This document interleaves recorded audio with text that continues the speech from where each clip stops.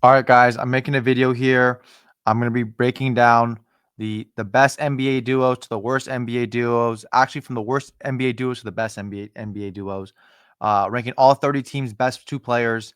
Obviously, there's some players that are interchangeable. Maybe some people prefer Chet Holmgren over Jalen Williams, or even Desmond Bain, or maybe they think that Jalen Green's not the second best player on the Rockets, right?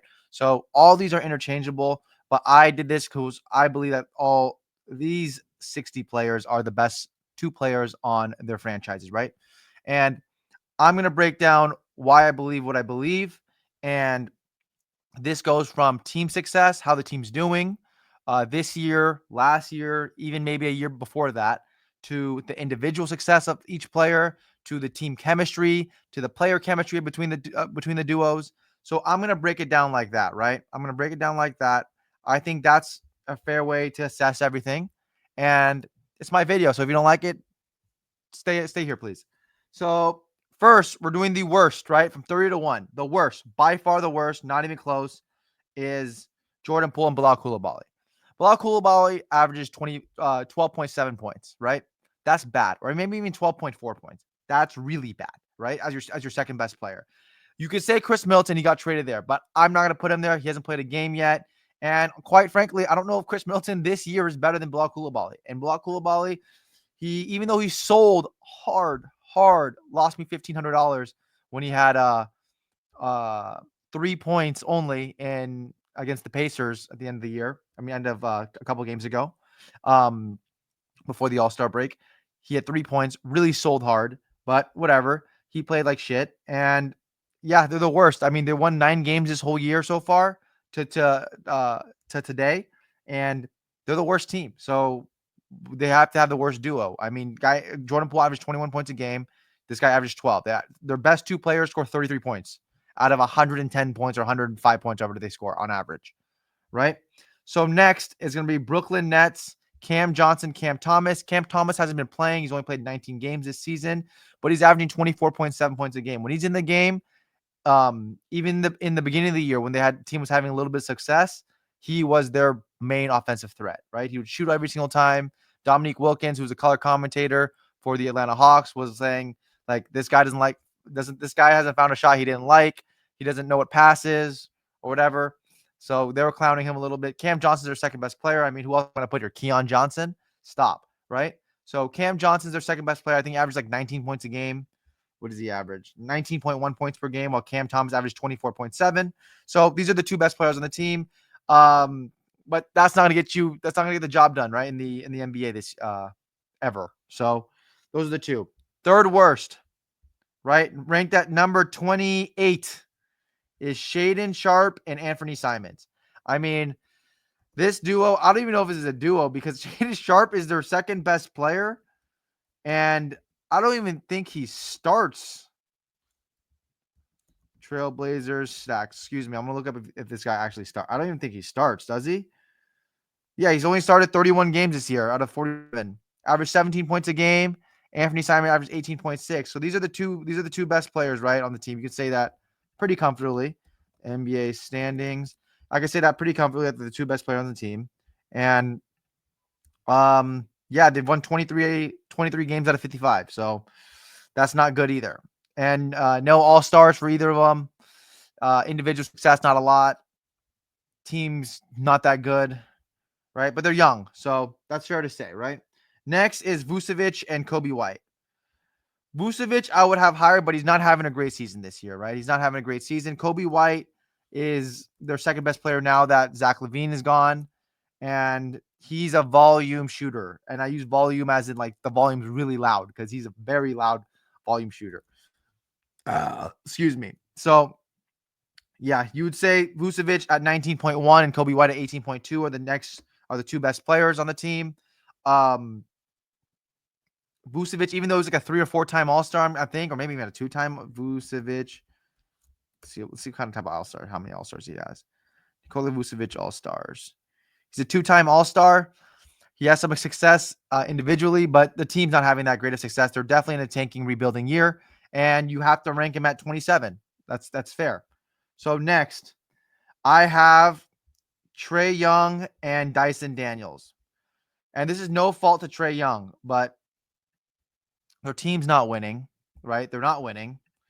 Um, and even though they're eighth, but they're 26 and 29. But Dyson Daniels can't be your second best player. And Dyson Daniels is good. I like Dyson Daniels. He rebounds well. He passes well. He slashes well. He guards the best player every night, but he can't be the second best player on your team. And I have to be ranked this here. I think this is fair to rank them. Actually, I'm going to change it. They don't deserve to be here because Trae Young, he averages like 25 and 10 every single year.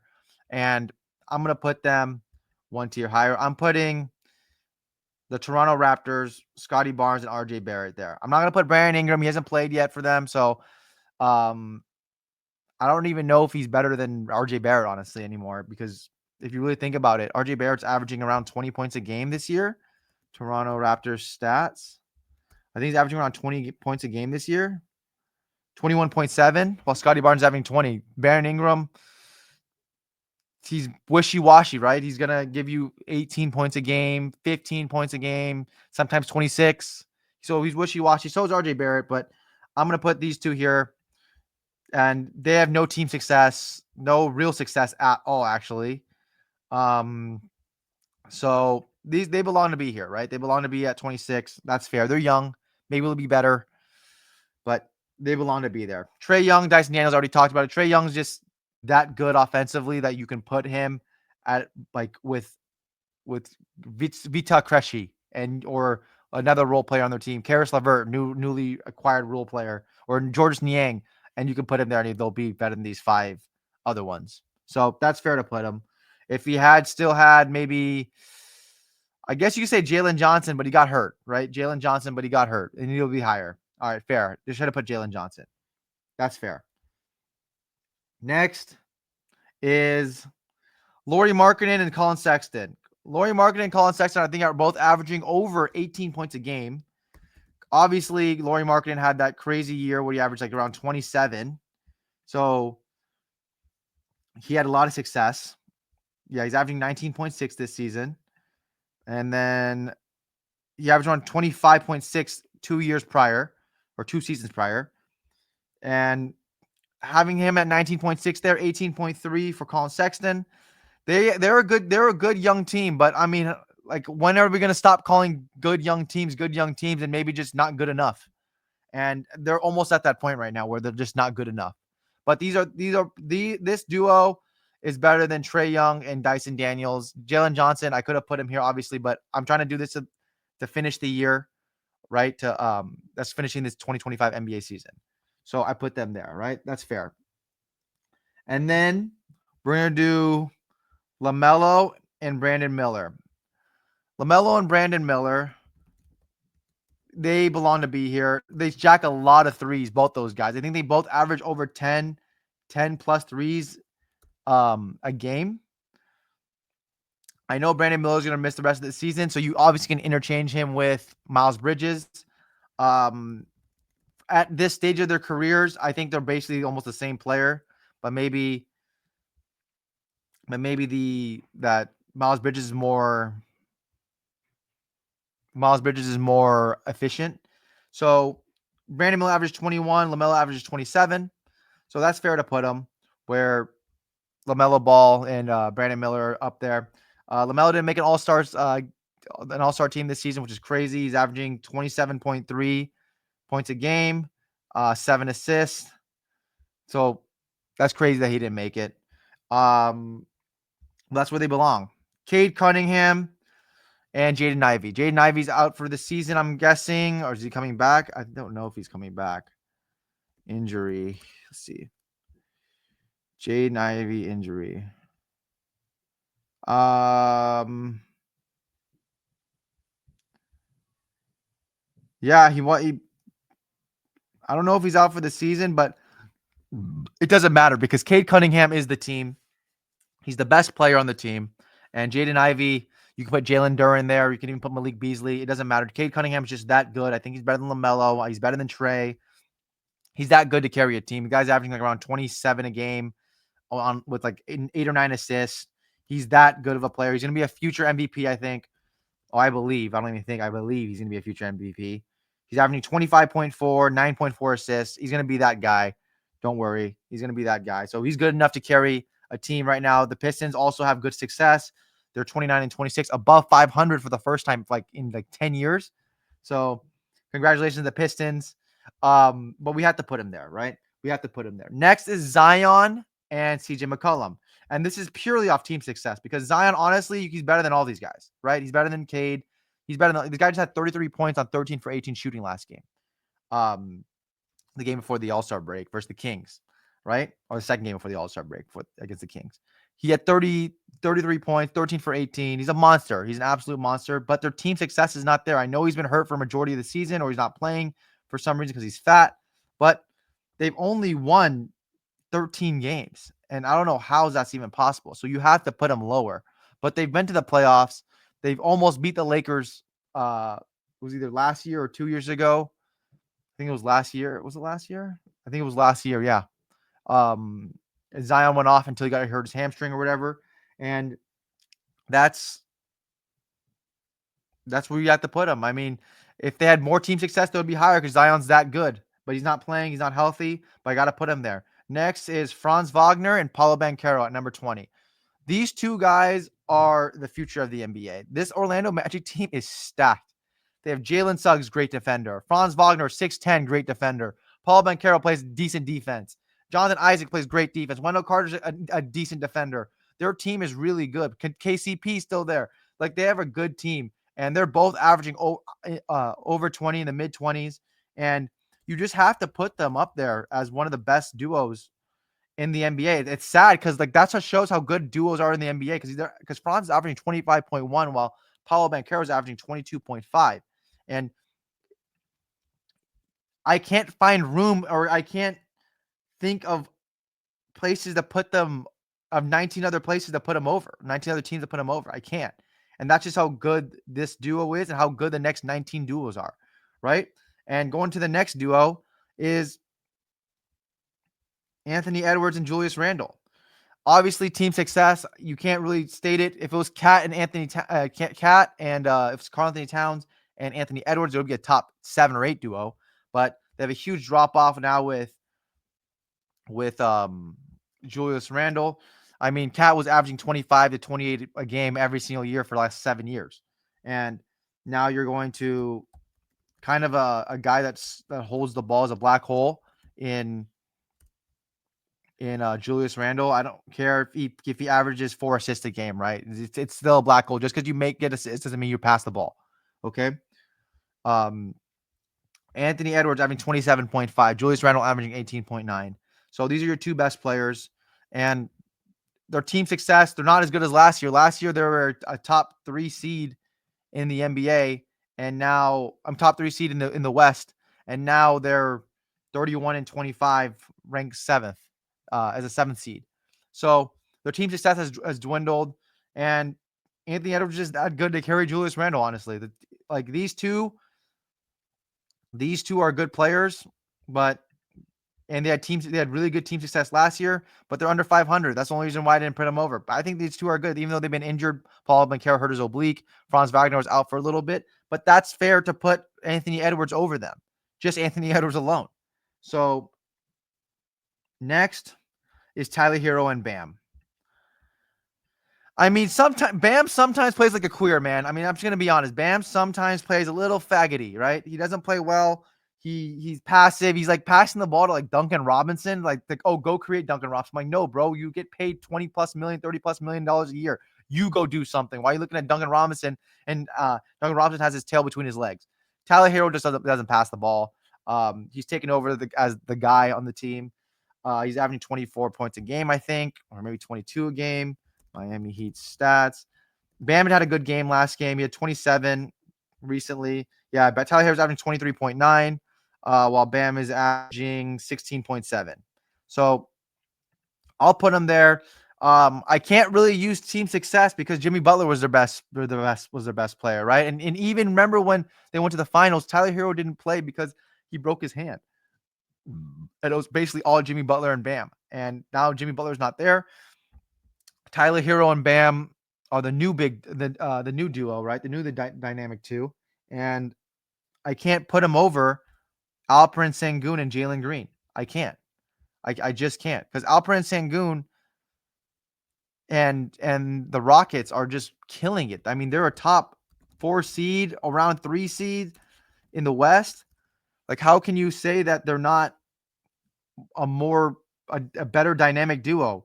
Even though Alperen Sengun's only averaging 18.8, he still averages 11 rebounds almost and 5 assists as a center. Their whole offense runs to him. They call him Baby Jokic. Jalen Green averaging 21 points a game, 4 rebounds, 3 assists. But their team is winning, and that's all that really matters. Is if you get a team that wins, they're 34 and 21. Ime Udoka, a hell of a coach, and you can't crutch them because they have Ime Udoka, because the Miami Heat have Eric Spoelstra, who's probably the best coach of all time.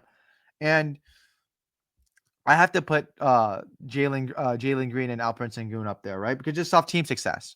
So at number 16, we have Tyrese Halliburton and Pascal Siakam. I mean, they should be higher. They should be higher. They went to an Eastern Conference. I'll put them higher, actually. I have to put them higher.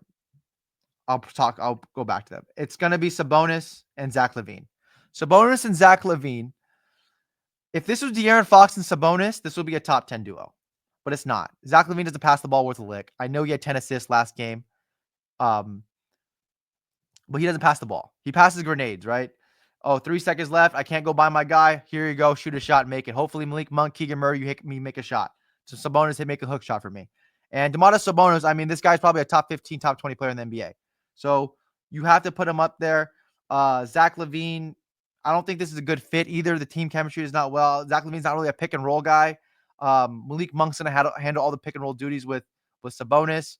And I don't like this fit really. So, but if it was De'Aaron Fox and Sabonis, this would be a top 10, top 11 duo. Next is Tyrese Halliburton, Pascal Siakam. When they went to an Eastern Conference Finals, their stats aren't good, right? Their stats are not good. I think both players average under 20 a game. If I'm not, Pascal averaged 20.7 while Tyrese averages 17.8. But Tyrese Halliburton, I mean, he's a really good player. He's a good player, even though his shot's a little funky. He went to the Eastern Conference Finals. They beat the Knicks, lost to the Celtics. He was hurt in that series for a majority of it. But I'd put him there. Pascal Siakam, champion prior on a different team. But he's proven. He's a proven player. And they're a good duo. But they're good duo enough to be ahead of the other 14? No. Will they probably dwindle down by next season? Yes. But for now, they're top 15, right? That's fair to put them. Next is Wemby and De'Aaron Fox. I mean, I would put him higher because I think this fit is just so well with De'Aaron Fox. He's a decent pick and roll player. He's a decent pick and roll player. Wembanyama, he's getting better every single day. He's just getting better. De'Aaron Fox averages around 23 points a game. Wemby averages around 24 a game. Spurs stats. And let me see. 24.3 for Wembanyama, 22 for De'Aaron Fox. But you really can't fault their record right now because their record is not that great. They're 23 and 29 because De'Aaron Fox hasn't been there. I think they're 2 and 3 since they got him, but it's gonna take a while to mesh. But I think that duo is gonna be good. De'Aaron Fox and Sabonis was a good duo, so I can't see why Wembanyama, who has more potential than Sabonis, maybe not better right now. Obviously, I don't think he is, but he has more potential, and this will just continually getting better with more time and with chemistry. So they're going to put them at 14. 13 is Kawhi and James Harden.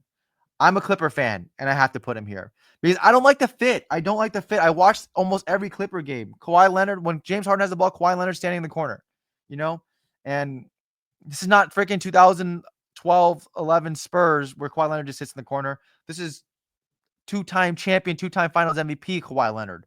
And even though Kawhi Leonard, I want to say he's past his prime, but he's past his athletic prime. He's just not the same player athletically. And James Harden's obviously not the same guy that played on the Rockets. So I have to put him there. Again, they're like the Halliburton and Siakam. They will get worse. And they'll leave the top 15 of this list rather than ascend to the top 10. Right? That's fair to put them. So next, in team success, obviously Norman Powell is freaking amazing. Norman Powell should be an all-star, but whatever, not this argument. Next, I'm gonna put is the Phoenix Suns. This is a really bad fit. I mean, as it showed, it's a really bad fit. They don't win games. They don't win games at all. What can I say? They're 26 and 28. They're 26 and 28. Last year, they were 49 and 33. They were decent, but this year they're not playing that great. Um, Kevin Durant just sits there and watches while Devin Booker comes off curls. I mean, that's just basically what it is, right? I mean, what else can you say? It's not a good fit. They're good because they're really good individually. Like they're two top 15, top 20 players in the NBA. Obviously, Durant's a top 10 player in the NBA, but them two are together are top 20 players in the NBA. They don't fit well though together. And you would think that they would, but they don't. I mean, they got destroyed by the Timberwolves last year in the playoffs. Right? They got destroyed by the Timberwolves in the playoffs. Am I crazy? Yeah, they did. Yeah, 3 seed Timberwolves, 6 seed Suns. Yeah, got destroyed. And you can't really say that these two work together well. And even though Kawhi and James Harden don't work together well, Devin Booker is obviously in his prime still. Kevin Durant, I was watching film of him when he was, or watching tapes, highlights of him when he was on the Warriors. I mean, the guy doesn't move the same at all. It's like not even, it's like night and day the way he was on the Warriors and OKC to what he is now. So you would have to put him at 12. And at number 11 is Steph Curry and Jimmy Butler. I mean, if you just want to talk about individual success, these guys are probably top 3 on this list. I mean, Jimmy Butler took the worst Miami Heat team ever as an 8 seed to the NBA Finals against Jokic and the Nuggets, and they beat Giannis and they beat Tatum and Brown, like they beat the Knicks. Like this guy Jimmy Butler just carried them. I know he's a headache, he's a cancer or whatever, but as a player, as an individual player, he's that good. Steph Curry obviously was a 2-time MVP, 4-time champion, Finals MVP. Um, 1-time Finals MVP. He's that good, best shooter of all time. So everybody knows how good Steph Curry is. It's fair to put them at 11. They're playing well too. You can see Steph Curry playing a lot better now. He's averaging like 25 a game now again. Before he wasn't motivated. I mean, I took his player prop like 3 weeks ago versus the Bulls. I mean, this guy was just literally sitting in the freaking paint, waiting for a curl screen, half-ass jogging it, sitting in the corner watching Moses Moody freaking go to work or try to go to work. And that's just what it was. It was just bad to watch. Next, top 10, Shai Gilgeous-Alexander. Yes, he alone is top 10. He's that good. I mean, he has one move and it works every single time. Between the legs hesitation, bump off the shoulder, pull up jumper. Works every time. He's that good. Jalen Williams, you can put Jalen Williams, you can put Chet. It doesn't matter. Jalen Williams belongs to be on here, I think, because he's an all-star this year. He's averaging 21 points a game, right? Thunder stats. Let's see what he's averaging. So Shea, I know he's averaging 32.5. Wow. Jalen Williams, 21. So he belongs to be on there, right? Jalen Williams. He plays defense. Both of these guys play defense. But Jalen Williams, the problem is that if Shai Gilgeous, if he showed it in the NBA Cup, in the NBA Cup final, right? People can say that's a joke or not. There's not, but those guys played really hard that game, right? There's a reason why that game was low scoring. It's not because they sucked in Vegas that day. It's because they want to win and they want to play defense. So Jalen Williams, Shai Gilgeous-Alexander did not have his best game, but Jalen Williams was nowhere to be found. Nowhere to be found in that game. And Shai Gilgeous, even though he was playing bad, he tried his best. He was guarding Dame. He was guarding switching on to Giannis on pick and rolls. Like he was trying his best. And Jalen Williams was nowhere to be found. And that's a problem, right? And that's a huge problem for Jalen Williams. And he needs to be better if they want to be a top 5 duo. They'll ascend eventually, maybe if Chet Holmgren becomes what he's supposed to become. And they'll ascend eventually. But right now, I can't put them over. I cannot put them over um, these next nine teams, right? Give me a sec, guys. Sorry, my screen went out. This is fucking gay. My screen went out. Yeah. So okay. Where's my tier list? Where's my tier list? Okay, that's super Chinese.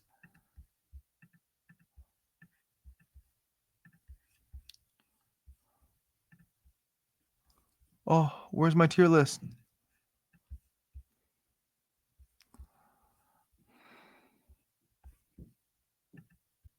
All right, I found it. Perfect. Okay, so yeah, they're not right now in the top. They're top bottom 10, but I mean they're bottom of the top 10, but they can ascend, right? They can improve drastically. Shea Gilgeous is obviously in his prime right now. Jalen Williams is still young. He's going to be in his prime soon, so they can ascend. Next, I have to put Donovan Mitchell and Darius Garland. Donovan Mitchell and Darius Garland, this is a really good duo. These two are interchangeable. People sleep on Donovan Mitchell, man. Donovan Mitchell's a really good player. He averages around 24 points a game. We have to understand is he can be better than 24 points a game. He's proven it in his career that he can be better than that. He just chooses not to shoot as much as he usually does. And now you have Darius Garland who's averaging 21 points a game as well, 21.6 for him. And obviously they have a good supporting cast with Evan Mobley and Jared Allen. One of the best big threes in basketball. Their team success is outstanding this year. I mean, they're one of the best teams in the NBA. 44 and 10, one of the best offenses in the NBA, but they're interchangeable. If Donovan Mitchell's having a bad game, Darius Garland can carry, and vice versa. And that's what the OKC doesn't have. Is when Shea Gilgeous having a bad game, they just lose, and that's the problem, right? So next, I'm gonna put Ja Morant and Jared Jackson, and this is because of their success and their lack of success when Ja Morant doesn't play. When Ja Morant doesn't play, they're a losing team. And last year it proved it last year. So last year they were 13th in the West, 27 and 55 with no Ja Morant, right? Because he was suspended and injured or whatever. And then the year prior, though, they were the second seed when Ja Morant was playing. And when everybody loved Ja Morant, right? Before he started pulling out guns and being weird. So, and then back again this year, they're the 2 seed when Ja Morant's playing. So they're the 2 seed. He played already 30 plus more than half the games, 36 and 18. Their team's not that great. They're besides Desmond Bain, their team's not that great. I mean, they have a second round pick, Jalen Wells playing. They have Salty Aldama playing.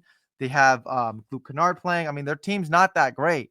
But they proved to win. Zach Edey, they proved to win when these two are there. Team success matters. They're a very good duo together because John Morant can go to the basket while Jaren Jackson shoots threes, or Jaren Jackson can slash the basket while John Morant slashes the basket as well. So they're a really good duo together. They know how to play well together, and that's just what it is. And next, someone that doesn't play well together are these two freaking guys. Joel Embiid, MVP, right? Former MVP. Tyrese Maxey, very good young star. They can't play well together. They can't. I don't know what it is. They just suck together. Because last year they were the 7th seed last year, correct? Last year they're 7th, 47 and 35 last year. And this year they add Paul George and they get worse. They're 20 and 34. And you can say Joel Embiid's been hurt, this and that, but it doesn't matter. When he's there, they don't win either. They lost to the Bucks with no Giannis. They just lost to the Toronto Raptors with Grady Dick as their best player and Scotty Barnes. So that's the problem. And they don't know how to win. They don't know how to win. And as individuals are that good because Tyrese Maxey right now is averaging around 20 points a game. 25 points a game. 76ers stats. Let's see before I just talk out of my ass. 27.6 for Tyrese Maxey. Embiid averaging 24.9. But Embiid, he can average 30 when he wants. He's the biggest foul baiter in basketball besides Shea. And that's where you have to put him. You have to put him at number 7. Number 6, obviously, this guy just got hurt. Anthony Davis just got hurt. Everybody's saying Nico Harrison death threats, but they're a good duo together. I mean, Anthony Davis plays good defense, good pick and roll player, good pick and roll defender. Kyrie Irving, he's not a number 1 option. Please stop saying he's a number 1 option. He's not. Anthony Davis is their best player. He's their number 1 option. People think Anthony Davis is out of his prime. He's not. He just had 40 and 20 like 2 weeks ago for the Lakers. He's not out of his prime. He's actually having a really good year. He took his body serious this year. He started lifting weights again. He wasn't as fat as he usually is. And that's fair. It's fair to say that he's better than Kyrie Irving right now. And I can't believe that people are just writing off this guy that he's bad, even though they lost the trade badly, and that was the worst trade ever for the Dallas Mavericks. It doesn't mean shit because Anthony Davis is averaging 26 points a game right now for them. But as a Laker earlier this year, he is averaging 25.7 and 12 rebounds. So he's having 25.7 and 12 rebounds this year, but he's somewhat out of his prime. No, not true at all. He's the sixth. He's the sixth best. The Dallas Mavericks have the sixth best duo between these two guys.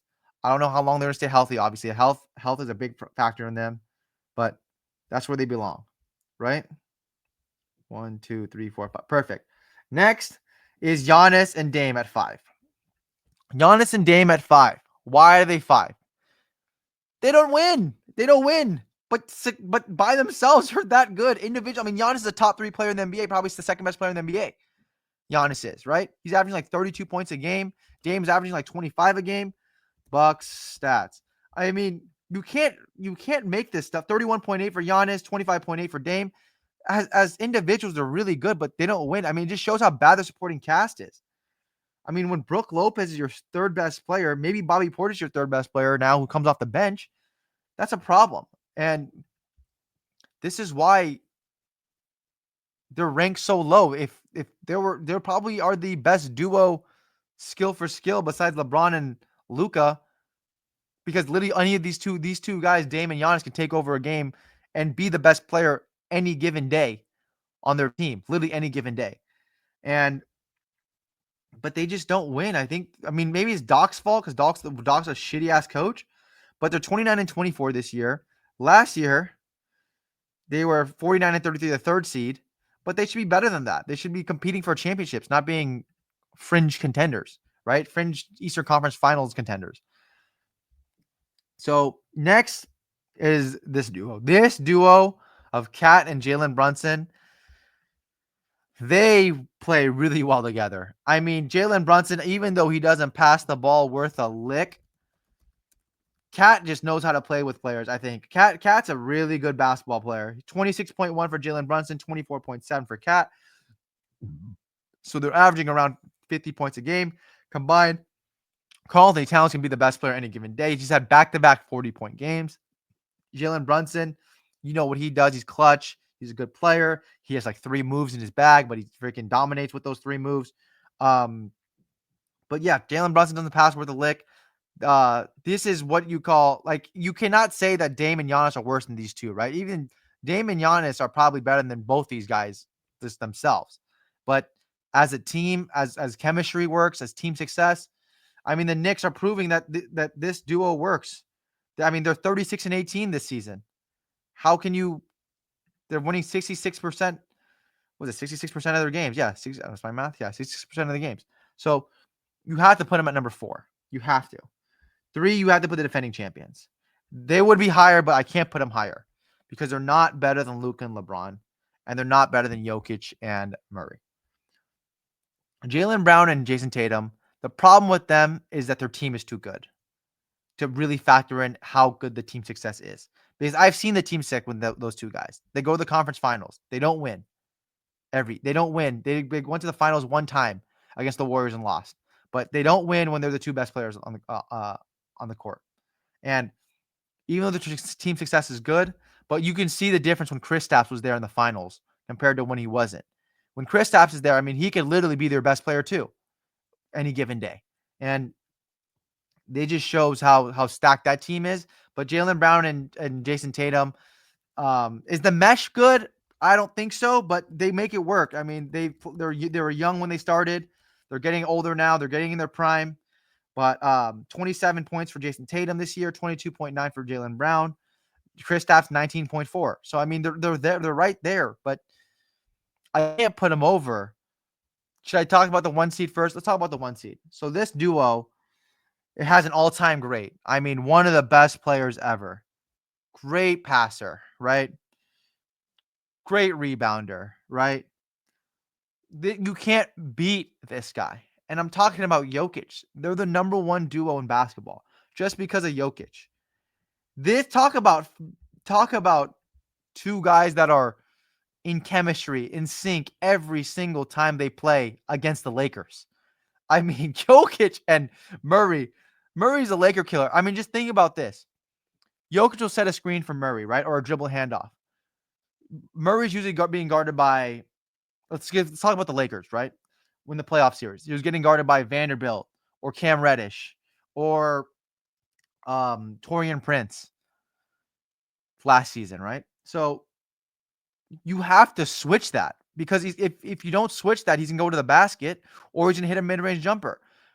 But the Lakers wouldn't do that. So Anthony Davis would stay on Jokic because obviously you don't want that switch with Jokic with Torian Prince or Cam Reddish or Vanderbilt or whoever. You don't want that switch. Reeves. You don't want that switch. So then Jamal Murray is hitting mid-range jumpers the whole game. And if you get that switch, Jokic is going to the basket, finding Christian Brown or Aaron Gordon for alley-oop dunks or slashing layups. So that's why Jokic and Jamal Murray are number one. They prove it time and time again. They're a champion. They're former champions. Last season, they were the 2 seed, 57 wins, 25. They were tied with Thunder as the 2 seed. This year, they started off really slow this year, and they're 36 and 19. So they belong to be the number one. Luka and LeBron, they're the number two, the second best duo. Obviously, LeBron, greatest player of all time. Not close, in my opinion. I don't like him, but it's not close. Basketball only. He's not close. He's the best player of all time. Luka, he's a top 2 player in the NBA. That finals run he had last year was insane. Kyrie Irving was nowhere to be found that whole finals run. And Luka Doncic literally said, carry me. I'll carry you guys. Don't worry. Let me be the guy, even though my knee hurts, my ankle hurts, I'm sore, and my back hurts, and I'll carry you guys, and then you trade me. So Luka Doncic and LeBron are the second best duo just because of individual stats alone. I mean, the fit maybe not great because I don't understand.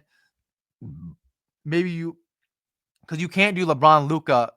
People are saying LeBron Luka pick and roll. It doesn't work like that because Luka is going to get the best defender while LeBron gets the second best defender, or vice versa. But they're just going to switch. So let's take the Clippers against the Clippers, for example. You're going to have Nick Batum and Derek Jones Jr. guarding each of them. You take it. You set a screen. It's just a simple switch. So that's the problem. Maybe you do. That's why I was advocating hard for the Lakers to get Draymond Green or even Ben Simmons, but they couldn't get Ben Simmons because they couldn't get somebody over the mid-level exception. They needed to get somebody that was like less than $10 million a year as a free agent. That's why they got Alex Len. But you need a guy that's a good passer at the high post because they're going to double LeBron or double Luka. And then you have that slashing ability of LeBron from Draymond Green on alley-oop or whatever it is. So that's why I was advocating hard to get Draymond Green because that's a really good fit. Draymond Green's going to get some scrub on him every year, every game, a big guy, and he can exploit that with a nice 4-on-3 like he used to do with the Warriors in their heyday, right? Passing to either Klay Thompson and Durant in the corners or Klay Thompson and Barnes in the corners. And then you have the alley-oop, obviously, to Andrew Bogut, a.k.a. Jackson Hayes. That's why I was advocating for them to get what's his name, to get Draymond Green, but they didn't get him.